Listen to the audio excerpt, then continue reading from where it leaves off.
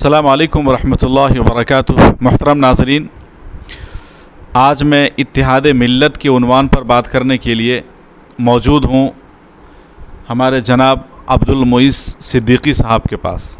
इंशाअल्लाह सर से हम लोग मुकम्मल तफसील से इत्तिहाद उम्मत पर, इत्तिहाद मिल्लत पर बात करेंगे। उम्मीद है कि आप हज़रात को इससे फ़ायदा होगा। तो सर, सबसे पहला सवाल यह है कि आप अपना थोड़ा सा मुख्तसर तारुफ़ करा दीजिए। वालेकुम सलाम रहमतुल्लाहि व बरकातुहू।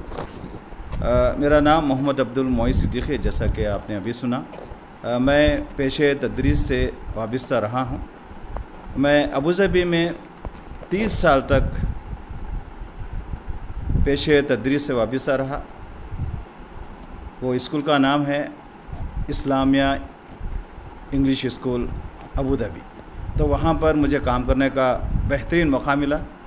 वहाँ पर मैं सदर शोबे उर्दू भी रहा और इस्लामियात भी पढ़ाया करता था अल्हम्दुलिल्लाह। और बच्चों की जहन साजी का बहुत मौका मिला अल्हम्दुलिल्लाह। तो वहाँ 30 साल अपनी खिदमत अंजाम देने के बाद यहाँ अल्हम्दुलिल्लाह यहाँ आज़ाद इंटरनेशनल स्कूल में काम करने का मौका मुझे मिला। तो यहाँ पर आजकल मैं तदरीसी फ़राइज़ अंजाम दे रहा हूँ और मैं बहुत खुशी महसूस करता हूँ कि इस स्कूल में भी मुझे मौका मिला है। और मैं यहाँ के जो ज़िम्मेदारान हैं उनका भी शुक्रिया अदा करता हूँ कि मैं कोशिश कर रहा हूँ कि अपनी पूरी कोशिश करूँ कि बच्चों को कुछ दे सकूँ। माशाअल्लाह सर, अल्लाह ताला आपकी खिदमत को कबूल फ़रमाए।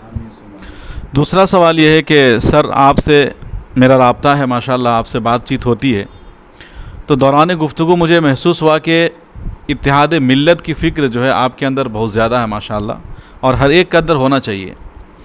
तो इसके इत्तिहाद मिल्लत के बारे में आप जो इतने दिनों से सोच रहे हैं, तो आपका क्या तजुर्बा है और क्या लाहे अमल है कि जिसके ज़रिए से उम्मत के अंदर इत्तिहाद हो, उसके लिए क्या करना चाहिए?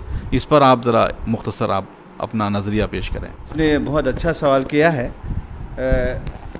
देख, शादी इलाही है कि अल्लाह की रस्सी को मजबूती से थाम लो और जुदा जुदा ना हो जाओ, तफरीक़े का शिकार ना हो।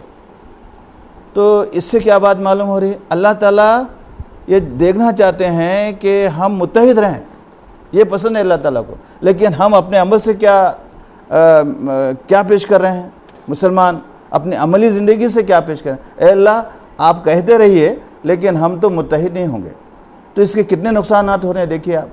यानी मैंने बैनुल अक़वामी सतह पर भी देखा है और यहाँ पर कौमी सतह पर भी मैं ये देख रहा हूँ कि हमारे छोटे मोटे जो इख्तलाफात हैं, इख्तलाफ ज़िंदगी की अलामत है।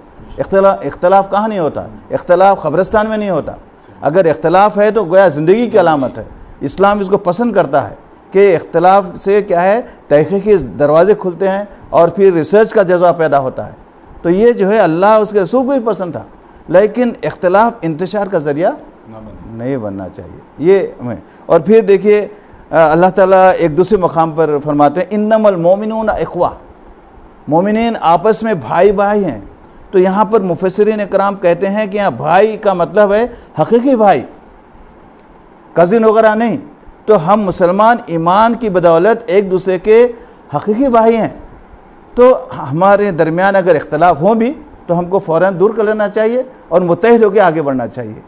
इससे हमको ये मैसेज मिलता है कुरान से कि हम मुत्तहिद रहें और इत्तिहाद हर फील्ड में हमको होना चाहिए और हर फील्ड में हमको आगे बढ़ना चाहिए। ख़ास तौर पर साइंस और टेक्नोलॉजी में आगे बढ़ना चाहिए, अस्सी तालीम में आगे बढ़ना चाहिए। हमारे बच्चे IAS ऑफिसर बनना चाहिए, हमारे बच्चे हिंदुस्तान चलाने में आगे आगे होना चाहिए। अगर आप इजाज़त दें तो बताऊँ कि नबी सल्लल्लाहु अलैहि वसल्लम फरमाते हैं कि मुसलमान एक जिस्म के मानिंद है।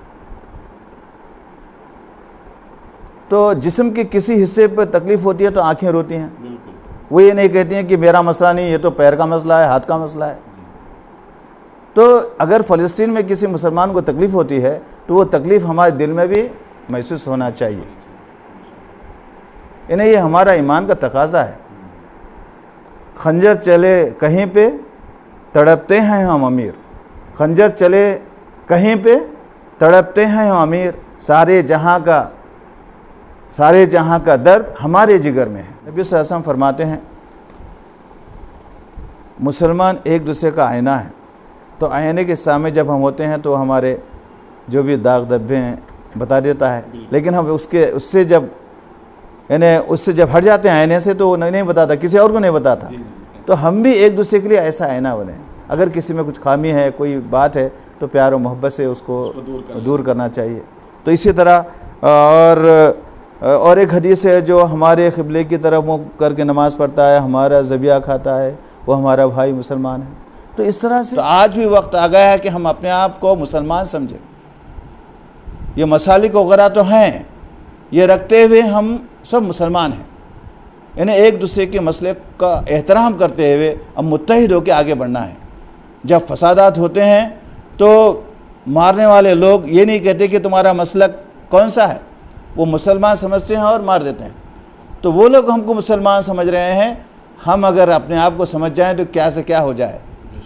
तो अल्लामा इकबाल फरमाते हैं, मनफ़अत एक है इस कौम की, नुकसान भी एक। मनफ़अत एक है इस कौम की, नुकसान भी एक ही सब का नबी, दीन भी, ईमान भी एक, हरम पाक भी, अल्लाह भी, कुरान भी एक, कुछ बड़ी बात थी होते जो मुसलमान भी एक।